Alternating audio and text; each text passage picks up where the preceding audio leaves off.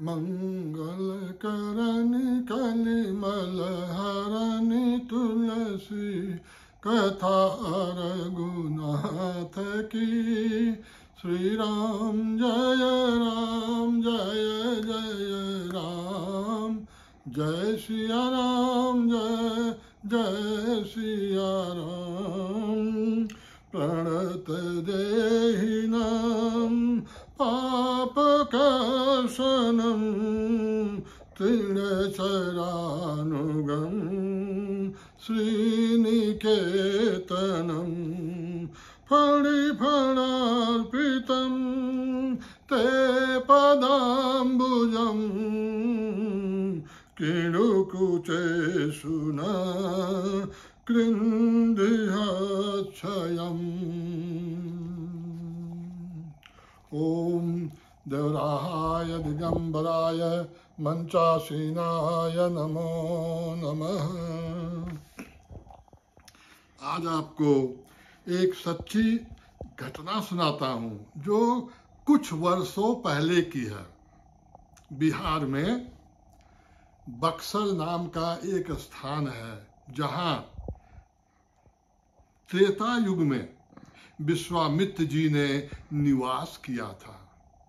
यहीं पर एक संत हुए, बहुत ही सीधे साधे सरल, जो भगवान को भी बहुत पसंद है। सरल सुभावन मन कुटिलाई, जथा लाभ संतोष सदाई। उनका नाम था श्री नारायण दत्त भक्त माली जी। इनको लोग बक्सर के मामा के नाम से भी जानते हैं। इनकी प्रसिद्धि बक्सर के मामा के नाम से हुई। ऐसा कैसे हुआ? कहते हैं कि इन्होंने माता सीता को अपनी बहन मान करके उनकी श्रद्धा से सेवा शुश्रूषा करते थे। जब माता सीता इनकी बहन हुई तो भगवान राम इनके बहनोई हुए। यह रिश्ता इन्होंने इस सीताराम भगवान के साथ जोड़ा था। मामा जी ने, बक्सर वाले मामा जी ने बहुत रचना किया, बहुत पद रचे और भगवान के नाम में इतना लीन रहते थे कि प्रायः इनके यहाँ लोगों का हुजूम उमड़ता था। काफी लोग वहाँ आते जाते थे। एक बार की बात है, मामा जी बीमार हुए। उनको साइनस की समस्या हुई तो उनके एक मित्र ने साइनस के ऑपरेशन का सब इंतजाम कर दिया। साइनस का ऑपरेशन हो गया। डॉक्टरों ने इनको सलाह दी कि आप बातचीत बिल्कुल नहीं करेंगे। उन्होंने कहा एवं अस्तु। मामा जी अपने निवास पर ऑपरेशन के बाद आराम करने लगे, रहने लगे। एक दिन कुछ ऐसा हुआ कि इनके एक मित्र इनको मिलने के लिए भोर में, सुबह में आते हैं। उन्होंने देखा पंखा चल रहा है, फिर भी मामा जी को पसीना हो रहा है। उन्होंने मामा जी से पूछा, मामा जी क्या बात है, आप पसीने से तर क्यों हैं? उन्होंने कहा कोई बात नहीं, सब ठीक है। तब उन्होंने डॉक्टर को बुलाया। डॉक्टर ने उनका सब परीक्षण किया, टेस्ट किया। बोले सब कुछ ठीक है लेकिन पसीना क्यों आया? तब उन्होंने कहा मामा जी आपसे करबद्ध प्रार्थना है, आप बताइए कि ये पसीना क्यों हुआ। यह घटना सुनकर आपको भी आश्चर्य होगा। मामा जी ने बताया कि रात में जब मैं सोया था तो तमाम मेरे मित्र साधु संत जो शरीर छोड़ चुके हैं वे लोग आए। उनमें से कुछ का नाम उन्होंने बताया, जैसे करपात्री जी महाराज, स्वामी अखंडानंद सरस्वती और भी तमाम संतों का नाम उन्होंने बताया जो शरीर छोड़ करके चले गए थे। यह सब दिव्य मुक्त आत्मा थे जिनको भगवत साक्षात्कार हो चुका था। कहते हैं, मामा जी बताते हैं कि ये लोग मेरे पास आए रात्रि में, स्वप्न में, और मुझसे कहते हैं कि मामा जी पुष्प वाटिका का प्रसंग सुनाइए। मामा जी हारमोनियम भी बजाते थे और कथा वगैरह करते थे। बहुत अच्छे अच्छे भजन भी बनाए और उनको गाते थे। तब मामा जी ने कहा कि मैं क्या करूं, जब ये लोग आ गए तो मुझे उनके साथ रात भर सत्संग करना पड़ा। इस सत्संग में इनको इतनी मेहनत हुई। और एक बात सही है कि यह जो राम कथा की जाती है, कोई भी कथा की जाती है, इसमें वक्ता अगर सचमुच अच्छी तरह से कथा करता है तो उसे, जैसे खेत में किसान फरसा चलाता है, उतना ही परिश्रम इस कथा करने में भी लगता है। तब मामा जी ने बताया कि मैंने उनको रात भर पुष्प वाटिका का प्रसंग सुनाया और उसी से मुझे पसीना हो रहा है। मामा जी अब नहीं है, चले गए, लेकिन तमाम बड़े बड़े साधु संत सिद्धों से मैंने सुना है कि मामा जी भगवत साक्षात्कार करके गए हैं। ऐसे बक्सर वाले मामा को और भी अन्य साधु संत महात्माओं को मैं कोटिशः प्रणाम करता हूं।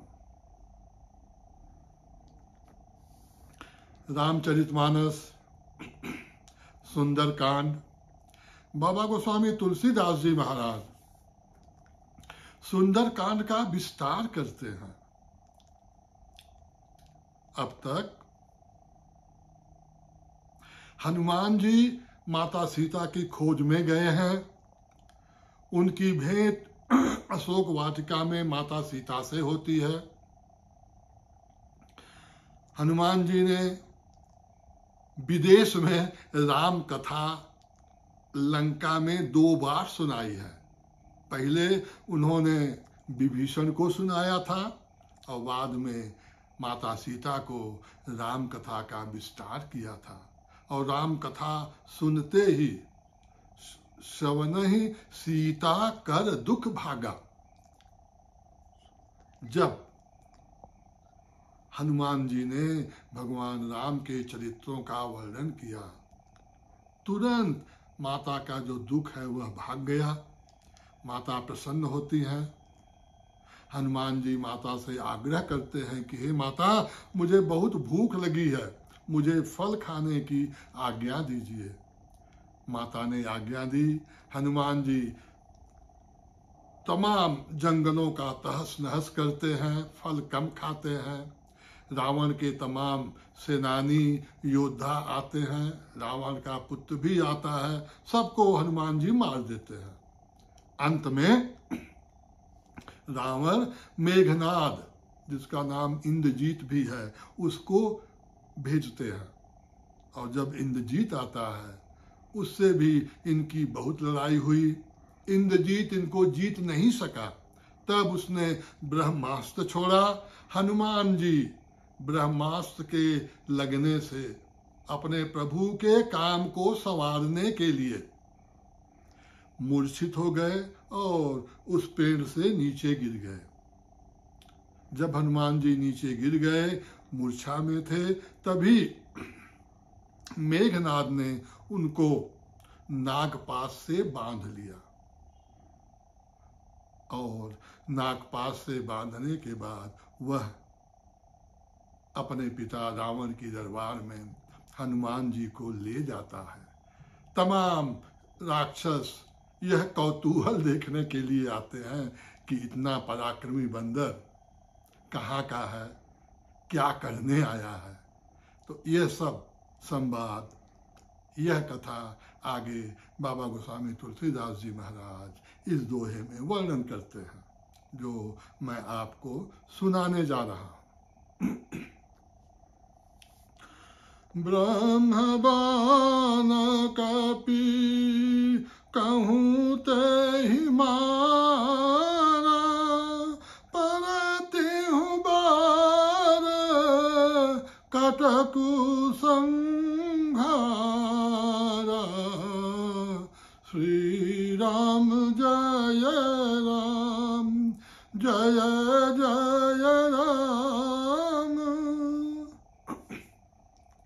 बाबा जी बताते हैं कि हनुमान जी का शरीर इतना विशालकाय था कि जब वह पेड़ पर से नीचे मूर्छा में गिरते हैं तो तमाम रावण के योद्धाओं का गिरते गिरते उन्होंने वध कर दिया, क्योंकि वह सब हनुमान जी के शरीर के नीचे आ गए और जो भी नीचे आए वह सब उठ नहीं सके।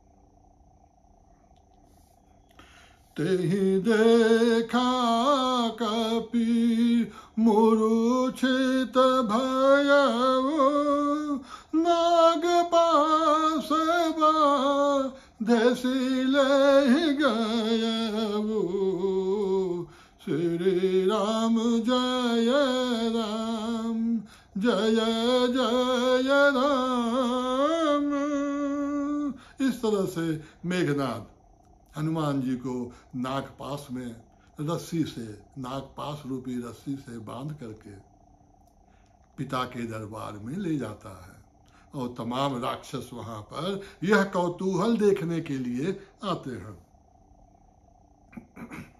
जासु नाम जपि सुनहु भवानी, भवबंधन का कहीं नर ज्ञानी।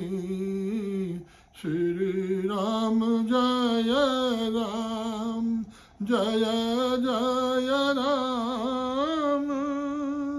बाबा गोस्वामी तुलसीदास जी महाराज आगे वर्णन करते हैं कि जिसका नाम जपने से आदमी भवसागर से, जन्म मृत्यु के चक्कर से छूट जाता है, उसी अपने प्रभु के काम को संवारने के लिए हनुमान जी बंधन में आ गए। तासु दूत की बंध तरुआवा, प्रभु कारज लगी कपि बधावा। श्री राम जय राम, जय जय राम। ऐसे समर्थ प्रभु का जो दास हो, भगवान राम का दास हनुमान, क्या उनको कोई मूर्छित कर सकता है, बांध सकता है? नहीं। लेकिन भगवान राम की लीला को पूरी करने के लिए हनुमान जी ने इस लीला में इस तरह से भाग लिया। हनुमान जी की जो बुद्धिमत्ता है उसको प्रणाम करता हूं। कपि बंधन सुनि निशिचर धाये, कौतुक लागी सभासद आये। श्री राम जय राम। तो हनुमान जी को बंधन में सुन करके तमाम राक्षस जो बच गए थे वह कौतूहल बस तमाशा देखने के लिए रावण के दरबार में आते हैं। 10 मुख सभा दिखी कपि जाई, कहीं न जाई कछु अति प्रभुताई। श्री राम जय राम। बाबा जी आगे वर्णन करते हैं और बताते हैं, हनुमान जी ने जब रावण की सभा को देखा, वहां लोगों को देखा, उसके ऐश्वर्य को देखा, हनुमान जी बहुत प्रसन्न हुए कि इस राक्षस की इतनी बड़ी महिमा है, इतना इसका बड़ा साम्राज्य है जहां हर कोई इसकी सेवा में लग्न है। उसकी प्रभुताई, उसका ऐश्वर्य ऐसा है, इतना बड़ा है, इतना महान है कि बाबा जी कहते हैं, हनुमान जी कहते हैं कि मैं उसका वर्णन नहीं कर सकता हूं, क्योंकि रावण भोगी था, भोग में ही लिप्त रहता था, और जो भी भोगी होगा वह संसार की सारी सामग्रियों को अपने घर में अपने चारों तरफ इकट्ठा करके रखेगा, उसको उसी में क्षणिक सुख मिलता है। कर जो रे सुर दिशि पवनीता, भ्रकुट बिलोकत सकल सभीता। हनुमान जी देखते हैं कि वहां पर सारे देवता दिक्पाल हाथ जोड़े खड़े हैं और सब डर रहे हैं। उन सबकी दृष्टि रावण की भौहों पर है कि रावण कब कैसे क्या आज्ञा दे दे, तो उसकी आज्ञा का सब लोग इंतजार कर रहे हैं। देखी प्रतापन कपि मन शंका, जिमि गण महु गरुड़य शंका, श्री राम जय राम। हनुमान जी को कोई डरा नहीं सकता है। बाबा जी वर्णन करते हैं, कहते हैं कि जैसे सर्पों के समूह में गरुड़ निडर अभय होकर रहते हैं, वैसे ही हनुमान जी रावण की इस सभा में, इस चकाचौंध में निर्भय राम राम करते हुए खड़े हैं। उनको किसी बात का कोई डर नहीं है, निडर है। सब सुख लहै तुम्हारी शरणा, तुम रक्षक काहू को डरना। ये हनुमान जी के विषय में हनुमान चालीसा में आता है। कपि बिलोकी दशानन, बिहसा कहि दुर्बात, सुतबध सुरत कीन पुन, उपजा हृदय विषाद। सियावर रामचंद्र शंकर उमा। तो रावण जब हनुमान जी को पहली बार देखता है तो उनको देख करके तमाम जो शब्द नहीं कहने चाहिए वह शब्द कहता है, जिसको हम गाली कहते हैं, जिसको हम टॉन्ट कहते हैं। ऐसे कुछ बातें उसने हनुमान जी को कही, लेकिन हनुमान जी पे उस बातों का कुछ असर नहीं पड़ा। आज मैंने जो आपको बक्सर वाले मामा की कथा सुनाई, ऐसी घटनाएं आज भी तमाम महापुरुषों के साथ, चाहे वह साधु जंगल में हो, विरक्त हो, चाहे गृहस्थ हो, उनके साथ ऐसी घटनाएं आज भी हो रही हैं। यह सनातन धर्म की आप मिरेकल कहें, जो भी कहना चाहिए, जो भी शब्द यूज करना चाहिए, चाहे कर सकते हैं। सनातन धर्म महान है। बाकी तो जो है वह सब पंथ है। धर्म तो हमारा सनातन ही है, जो हमको मानव से भगवान तक पहुंचने की सामर्थ्य रखता है, और उसका सीधा साधा रास्ता है राम राम राम राम। हरे रामा रामा राम, सीता राम राम राम, राजा राम राम राम। हरे रामा रामा राम, सीता राम राम राम, राजा राम राम राम, वाला राम राम राम, पायो परम विश्राम, राम समान प्रभु नाही कहूँ। हर हर महादेव, जय सिया राम। ओम शांति शांति शांति।